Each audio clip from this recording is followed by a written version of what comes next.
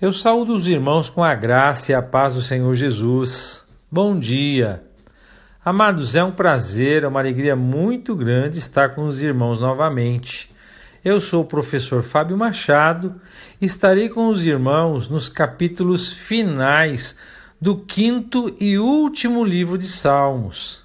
E vou concluir aí do Salmo 120 até o Salmo 150. Nosso amado pastor Mateus teve que fazer uma viagem a trabalho e, devido à questão de prazos e a correria que envolveu essa viagem, ele foi impedido de fazer as últimas gravações, os 5 últimos dias de exposição.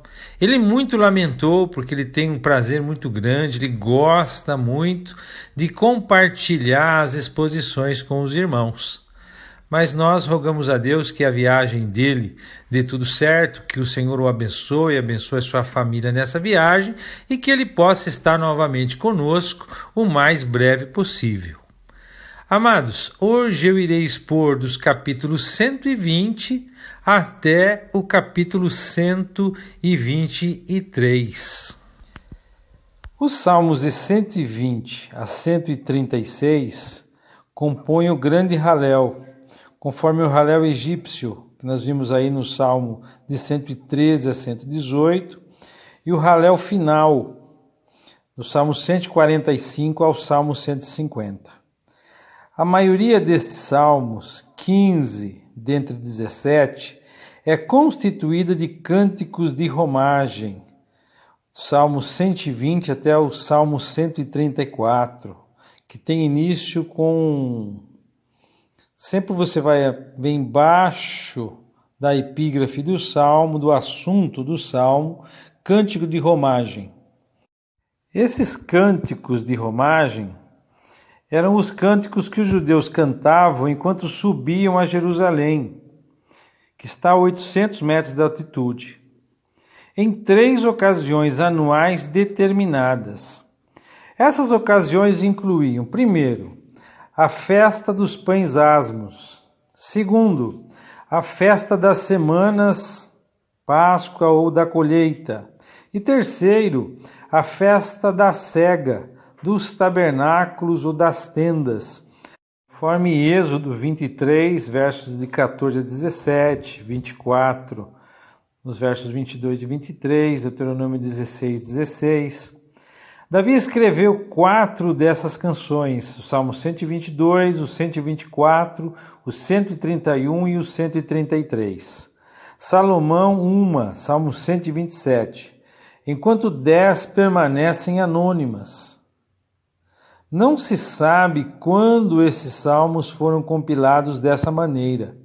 Parece que essas canções começavam a ser entoadas desde longe, conforme Meseque e Quedar, no verso 5 do Salmo 120, e avançavam rumo a Jerusalém até que os peregrinos de fato alcançassem o templo e terminassem a adoração, conforme os versos 1 e 2 do Salmo 134. Com relação ao Salmo 120, o autor e as circunstâncias são desconhecidas, apesar de parecer que o adorador vive numa terra distante, entre pessoas infiéis, conforme o verso 5.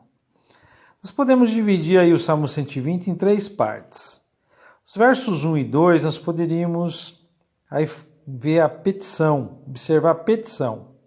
Nos versos 3 a 4, a acusação. E nos versos de 5 a 7, o lamento. O verso 4, nós vemos aí setas agudas, brasas. As mentiras e as falsas acusações são ligadas, primeiro, à dor, ferimento infligidos na batalha por setas. E segundo, a dor de ser queimado com carvão feito de madeira de zimbro, uma planta do deserto que alcança entre 3 e 4 metros de altura. Nos versos 5 até o 7, o salmista, na verdade, vive entre pagãos que não compartilham do seu desejo por paz. O verso 5, Meseque e Quedar, eles ficam na Ásia Menor, conforme Gênesis 10, verso 2, e Arábia, Isaías 21, 16, respectivamente. O Salmo 121, o autor e as circunstâncias são desconhecidos. Esse salmo transmite uma forte mensagem de segurança em 4 estágios de que Deus é socorro e proteção para guardar do mal a nação de Israel e todo aquele que nele crê. Os versos 1 e 2, nós temos a primeira parte, Deus como ajudador. Os versos 3 e 4, nós temos a segunda parte, Deus como guardador. Os versos 5 e 6, nós temos a terceira parte, Deus como protetor. E os versos 7 e 8, nós temos a quarta parte, Deus como preservador. O verso 1 fala de montes. Muito provavelmente aqueles distantes que o peregrino vê quando olha para Jerusalém, principalmente para o templo. O verso 2 fala de meu socorro. O salmista não busca por socorro na criação, mas no Criador. Os versos 3 e 4, não dormita, conforme a impressão de que Deus dorme. Nós vimos aí no Salmo 44, verso 23. O Deus vivo é totalmente diferente dos deuses pagãos, ídolos mortos, conforme 1 Reis, capítulo 18, verso 27. O verso 5, à tua direita, essa imagem representa o lugar da necessidade humana. Verso 6 fala de dia e de noite, ou seja, a nossa proteção é ininterrupta. Os versos 7 e 8, à primeira vista, essa afirmação parece ter sentido temporal, mas há indicações de que ela contemple a vida eterna, por exemplo, todo o mal no verso 7 e para sempre, verso 8.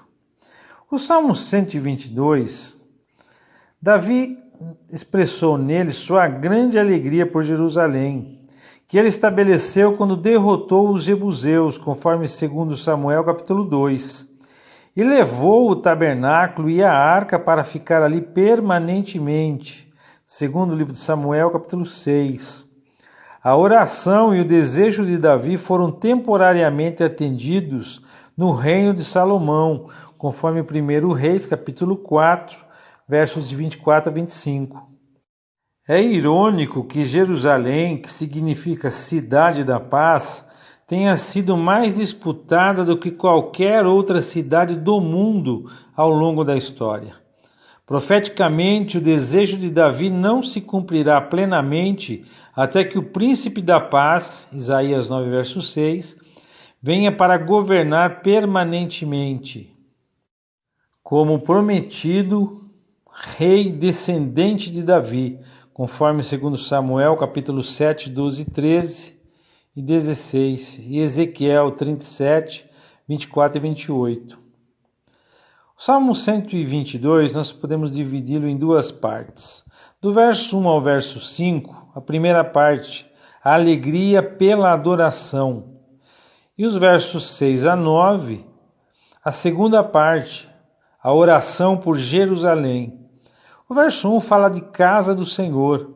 É um termo usado para referir-se ao tabernáculo, conforme Êxodo 23, 19, 34, 26. E 2 Samuel, capítulo 12, verso 20. Não ao templo que mais tarde seria construído por Salomão. O verso 2, pararam junto às tuas portas. Em algum momento depois que o tabernáculo e a arca da aliança haviam chegado, a cidade de Davi, segundo o livro de Samuel, capítulo 6, a alegria de Davi é motivada pelo fato de a arca ter encontrado a sua devida localização. Verso 3, cidade compacta. A Jerusalém dos dias de Davi, Sião, era bem menor do que a ampliada por Salomão.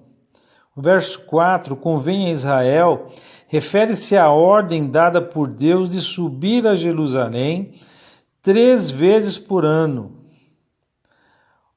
Os versos 6 a 9 é uma oração mais apropriada para a cidade cujo nome significa paz, e é a residência do Deus da paz.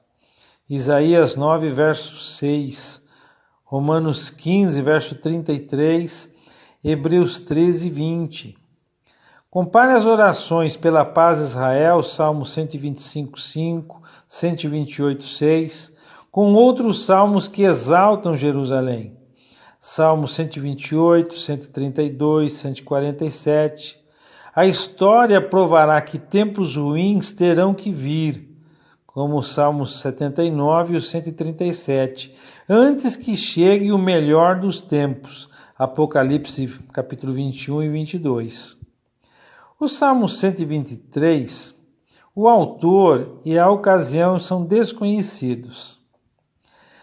Nós podemos aí dividi-lo em duas partes. Primeiro, verso 1 e 2, a primeira parte, exaltando a Deus. Verso 3 e 4, buscando a misericórdia de Deus. O verso 2, servos, senhores, o salmista argumenta do maior para o menor, do humano para o divino, do terreno para o celestial. É preciso manter os olhos no Senhor para, pela misericórdia dele, ter as necessidades atendidas. Verso 3 e 4, desprezo dos soberbos.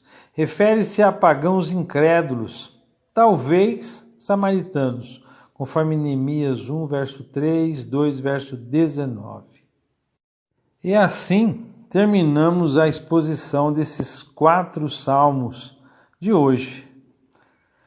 Aí o Salmo 120 falando contra as más línguas, o Salmo 121, Deus, o fiel guarda dos homens, o Salmo 122, a oração pela paz de Jerusalém, e o Salmo 123, a solicitude por auxílio divino. Irmãos, vamos ficar hoje para nós meditarmos com o Salmo 121, né? Muito conhecido. Elevo os olhos para os montes, de onde me virá o socorro? O meu socorro vem do Senhor, que fez o céu e a terra. Irmãos, de todas as formas e de todas as maneiras, sempre, nós temos que esperar em Deus. Não existe outra fonte de segurança, de refúgio, de salvação, de descanso, a não ser no Senhor. Vivemos dias de insegurança, dias de temores, dias de preocupações com saúde, com emprego, com alimentação, com a situação política e econômica mundial. Essa pandemia tem tirado paz de muitas pessoas. Mas nós que conhecemos a Deus, temos que entender que o nosso socorro vem do Senhor. Se aprouve a Deus, se Ele quiser que nós permaneçamos aqui, nós vamos permanecer aqui. Se Ele resolver, por um acaso, nos recolher, será bênção para as nossas vidas. Porque o anseio, o anelo da alma de todo aquele que conhece o Senhor é estar com Ele. Mas em quaisquer circunstâncias, tenhamos paz no nosso coração. Tenhamos a certeza de que Ele cuida de nós e Ele é o nosso socorro bem presente no dia da angústia. Queridos, um ótimo dia de reflexões e até amanhã, se Deus quiser.